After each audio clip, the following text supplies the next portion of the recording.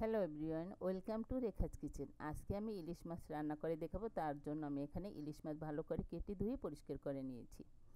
এখন আমি সব মশলা এক পাশে রেখে দেব। প্রথমে আমি এর ভিতরে দিয়ে দিচ্ছি স্বাদ মতো লবণ, দিয়ে দিব হলুদের গুঁড়া, দিয়ে দিব মরিচের গুঁড়া,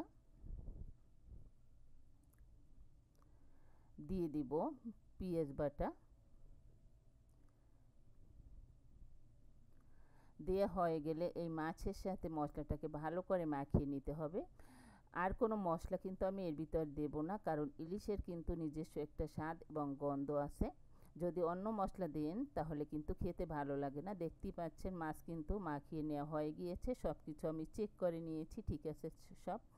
এখন আমি রান্না করার জন্য চুলায় একটি প্যান বসিয়ে দিয়েছি। প্যান গরম হয়ে গেলে এর ভিতরে আমি দিয়ে দিব রান্নার তেল। এখন আমি মাছগুলোকে দিয়ে দিব।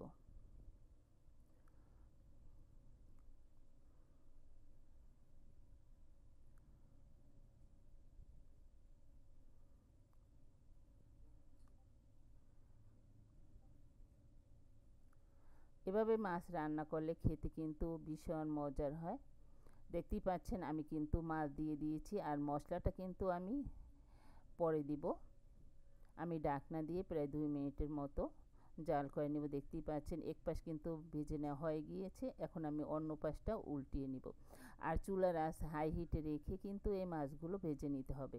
যদি আস্তে এবং চুলার আঁচ কমিয়ে ভেজে নেন তাহলে কিন্তু মাছ শক্ত হয়ে যায়, খেতে ভালো লাগে না। আর চুলার আঁচ হাই হিটে রেখে যদি মাছ ভেজে নেন তাহলে কিন্তু মাছটা নরম থাকে, খেতে ভালো লাগে। এভাবে করে আমি সবগুলো মাছ উল্টিয়ে দিব।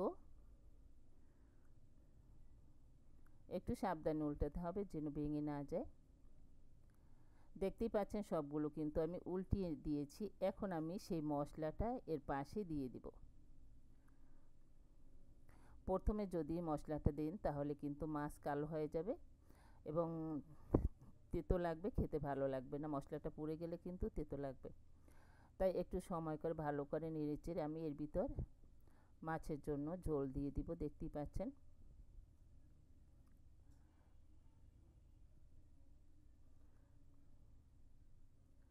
মশলাটাও কিন্তু মাছের পাশে কষিয়ে নেওয়া হয়ে গিয়েছে। এখন আমি এর ভিতরে দিয়ে দিব পানি। আমি সামান্য পানি দিব।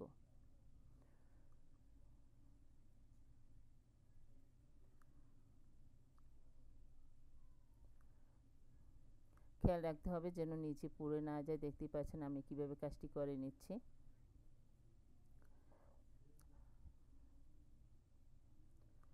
আর এভাবে মাছ রান্না কিন্তু আগেকার দিনে আমার মা চাচিরা কিন্তু এভাবে করে রান্না করতো, আর এভাবে মাছ রান্না করলে অনেক মজার হয় খেতে।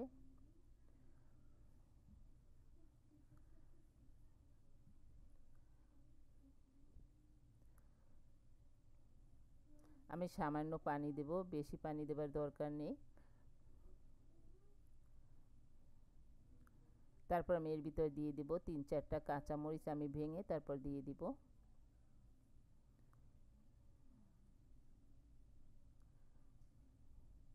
দেখতেই পাচ্ছেন মাছ কিন্তু আমার রান্না হয়ে গিয়েছে। আশা করছি আজকের এই মাছ রান্নার রেসিপিটি আপনাদের কাছে অনেক ভালো লেগেছে। ধন্যবাদ।